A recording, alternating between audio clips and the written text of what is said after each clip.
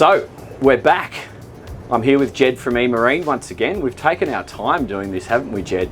You've been busy selling the boat, and Mother Nature's been chucking a lot of rain at us. It's been biblical rain lately, floods everywhere. So I feel like Mother Nature's trying to send us a message, and I hear that message. I'm sure she's telling us to get a cabin boat, get a couple of twin 300 horsepower Yamahas on the back, get yourself some redundancy and go boating. So that's what we're going to do. It's test drive time. I'm excited for this. I've already had an opportunity to drive this boat. But quickly before we do it, we got the Yamahas. They need no introduction. They're super popular. They're a 6-cylinder, 4-stroke motor, plenty of power. So we've got 600 horsepower in total to fire up for the day.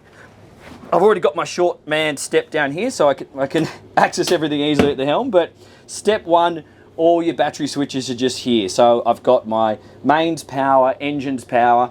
Flick that on here. You don't have to leave the helm. Your 12 volt and your genset operation is downstairs. But from an operational perspective, you start here, drop the engines down into the water, turn the key on here, and then start. It's that simple. So this is absolutely a single person operator boat.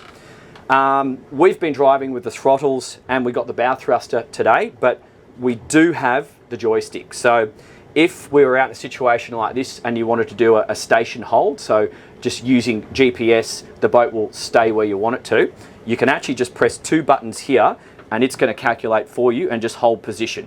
Don't go swimming, that would be a bad idea. But in a parking situation, you can press another button and just slide the boat sideways, spin it around on a 360 or whatever you like, because it's going to do all the calculation for you. So that's something I really like about this boat. We have the joystick, which many people are wanting and demanding these days, because you don't have to think at all. Your spatial awareness doesn't need to be something, you don't have to have pilot skills to park the boat. But if you're old-fashioned and you want to do it with the throttles and the wheel and the joystick, you can. So just quickly before we get up on the plane, we've got a nice dash here, doesn't interrupt my sight line. I've got a huge big Garmin plotter, compass just up on top of that there, all my boat systems. So this is all my navigation lights, my windlass up and down, my windscreen wipers are operated from here, and the horn. This little box here is the Yamaha Diagnostics display, and below it is the start-stop, which I mentioned before. At hand, it's your joystick just here, and then my throttle. So this is from a driver's perspective. I can rest my right hand just here. I can reach the throttles, no worries. And then I would also operate, actually you can operate the joystick with either hand, because it's the kind of thing that you could turn around and operate like this if you were going back that way, which if you're new to reversing into marinas, that does save you a little bit. We've got the zip wakes just here. So that is a modern version of trim tabs. It's a deflector which goes down, and it's set to auto today. So it's going to be doing all the trimming for us. And basically it's got a gyro. It's doing all the thinking for you, and it's going to sense the boat leaning one way or the other, pitch up, pitch down, and it's going to compensate. That'll be depending on load, passenger load, conditions, etc. Bow thruster, just a normal bow thruster. And we've got our VHF here and a couple more boat systems down here on the port side of the wheel. And on the starboard side, we've just got our alarms. So let's get this thing moving. So I'm just doing 7 knots through the water now. The boat tracks nicely. Before we get up and on the plane, we'll just cover the hull design once again. So the 34O, it's a down east style boat. It's got a down east entry below the waterline, but underneath the boat, it's been completely redesigned, or designed, I should say, for outboard engines. So this is not a boat that originally came out with inboard shaft drives and they just bolted some outboards on the back, because hydrodynamically that's not necessarily going to work. So your weight distribution for inboard engines versus outboard engines is going to be different. The prop location is going to be different. So you really want a boat that's been designed for outboards, which this one has. So we've got a nice cutting section at the front of the boat that's going to part through the waves. You'll see that on some of our drone shots. And then we've got a good amount of V, and that's V is pretty much coming all the way to the back of the boat, and then nice clearance for the outboards at the transom. So I'm all clear up ahead. I'm just going to get the boat moving. So I'll give it some herbs. So rolling through 12, 13 knots there and climbing.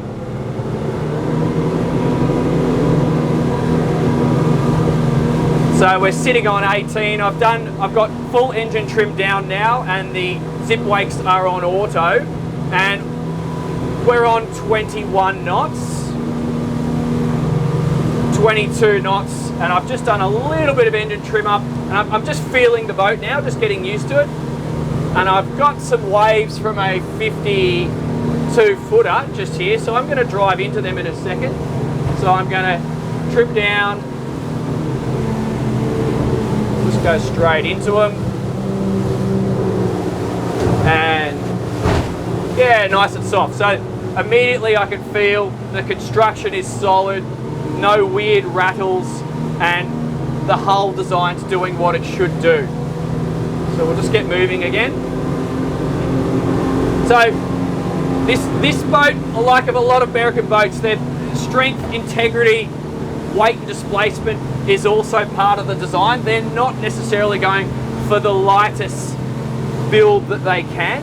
Americans, they build things like tanks, they build them to last. The Back Cove is absolutely in that category, and you can feel it when you're underway. This is a boat that you can set on your, I'm on 23 knots now, and you can pretty much relax and let the boat look after you.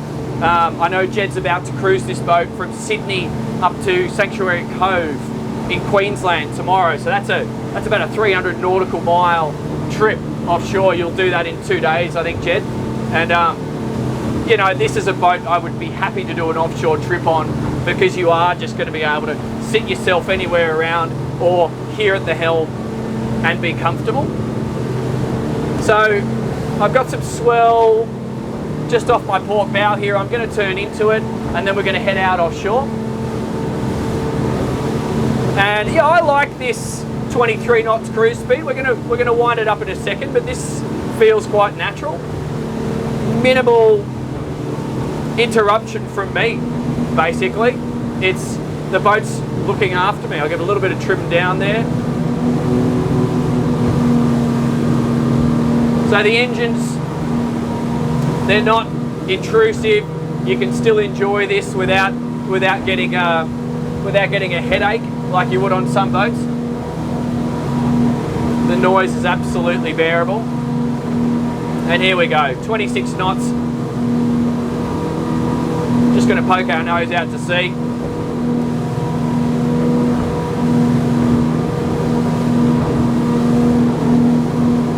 We're heading into that whale watching time of year where a boat like this would be ideal. Take your mates, go out and spot some whales. And what I love about outboards, powerful boats, speed, you can do this. You can have a fun morning, and you can be done by 11 AM and go do something else, because you're not limited by the conditions. Everyone's going to be protected in this cabin. You know, I've got ability to open this hatch, slide this window. It's autumn here in Sydney now, so I've got it closed, and you just do what you want to do. Let's pop out here. Look at these sailors. Wind is free, everything else should be too. Get some outboard engines. You'll enjoy it. You'll do more with your day. Should we go? We'll go close. Don't worry, I like sailing too. I just like winding them up. Yeah. How's your 5 knots going? Okay. So, I gotta say, I reckon 27, 28 knots is actually the sweet spot on this boat. I'm just looking at my fuel flow. I'm on 28 knots. I'm doing 140 to 150. That looks like total flow. And the boat's really settled into a nice attitude here. We're heading out to the sea. I got a little bit of rolling swells. It's comfortable, no slamming. if you do, you know, launch off a wave, the boat doesn't rattle. I could be comfortable. You drive like this, but I'm not going to do that because we don't want to chop up any dolphins. So let's stick it into some turns. So visibility's good. The roof just blocks your sight line slightly on a port turn, and on starboard I can see everything. Shots out the back is no worries, but we'll have a look at that when we go inside. And now we're going to go down swell, and we'll open it up a little bit.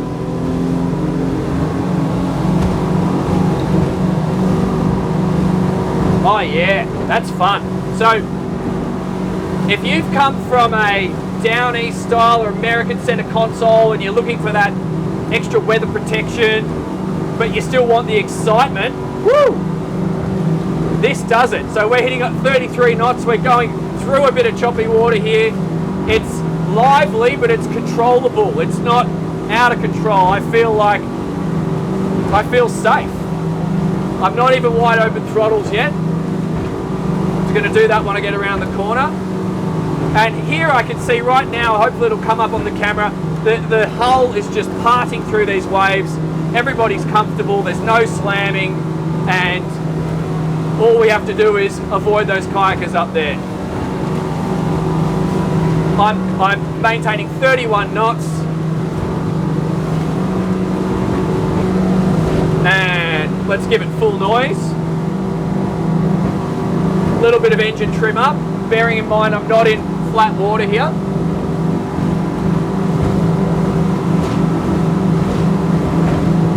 So for bumpy water, full noise, couple of degrees of engine trim, I'm getting 33 knots SOG here. So I reckon in flat water, this boat with these engines is going to be a 36, 37 knot boat, not a problem. So we'll just back that off a little bit. We're going to head into Manly.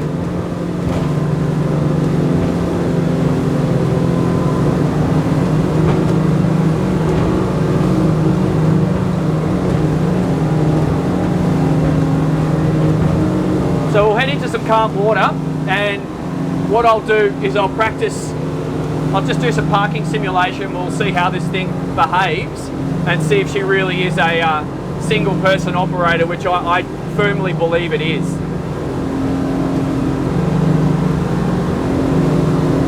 See, look at that.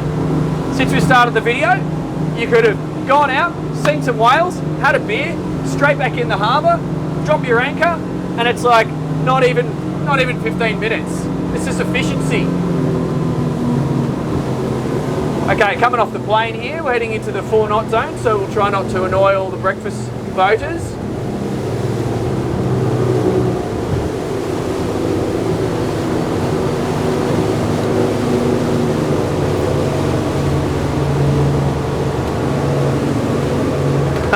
That's fun. This is fun. But with a sense of, I don't know, I feel mature on this boat. You know how some boats you're a little bit lairish and you're burning around and it's kind of a bit yahoo? I feel like a gentleman on this. Maybe that's the whole idea about a gentleman's cruiser. Down east style gentleman's cruiser. Yeah, go figure. But here we are. Let's get in here in some of this calm water. So it comes off the plane nicely. This is easy stuff. You know, if you're new to boating, the displacement of this boat is such that it's not going to get thrown around by the wind, so it's not going to overtake you without giving you some notice. Some boats are going to be a lot lighter than this, and so they really get moving when the wind wants to move you, and you've got to be thinking 3 steps ahead at all times. I feel like this is a boat that you can be having a yarn with your mates and, you know, forget about what the boat's doing, but it's not gonna bang you up, it's not gonna surprise you. And just experiencing what we did going out and across and down the waves, we don't have any swell over the bow, the windscreen is dry, It parts the waves nicely, sends the wash out to the side, which is the kind of thing you want to see. You don't want to see, some boats are a little bit submarine-y and you got waves going over the front. That's no fun.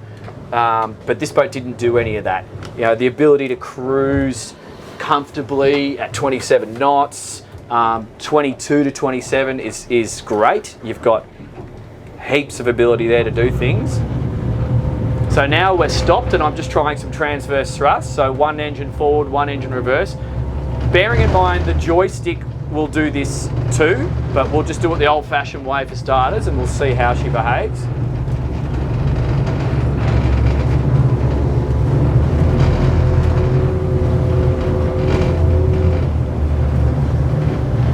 Yep, on the dime. So once again, you got to get that weight moving. Once she's moving, she's predictable. This is nothing complicated or difficult whatsoever. So let's try a little reverse. So Jed, I don't know if you can focus back on those engines and I'll just back her up a little bit. Okay, so that's easy. Just assuming this sideways stance and then doing adjustments with the wheel and my right hand on the throttle. Yeah, so what's going on here, that V section is allowing the boat to track nicely. My ability to assume a sideways stance like this means that I can control the wheel with one hand, the throttle with the other, so it goes where I want to point it, and you're not going to have any issues getting this thing into the dock just in the good old traditional method. So if it's that easy in the traditional way, it's going to be even easier with the joystick. So let's give it, we'll just try one more. Now we'll just do one engine down and we'll just give, yeah, look at that. So that's just forward, outside engine in gear, and it turns almost on itself. I'm going to call that a 1.5 boat lengths. So once again, if you're not sure of your transverse thrust capabilities or abilities, you can just hook it over and get yourself out of trouble. Super nice. All right, that was fun. So what's my wrap up? Who buys a boat like this? Someone likely on their second, third, fourth boat. Probably not your first boat. If it's your first boat, I'm jealous. Someone who understands definitely what they want. Someone who's possibly come from a high performance center console, a Carolina classic flared boat. They want those good looks. And someone who really is used to the high speed capabilities, the fun factor that you get with outboards, and obviously the reliability. You know, not every boat is a real pleasure to drive, but I got to say this is a pleasure to drive. This is a pleasure to be on, and it would be a boat that would be a pleasure to own.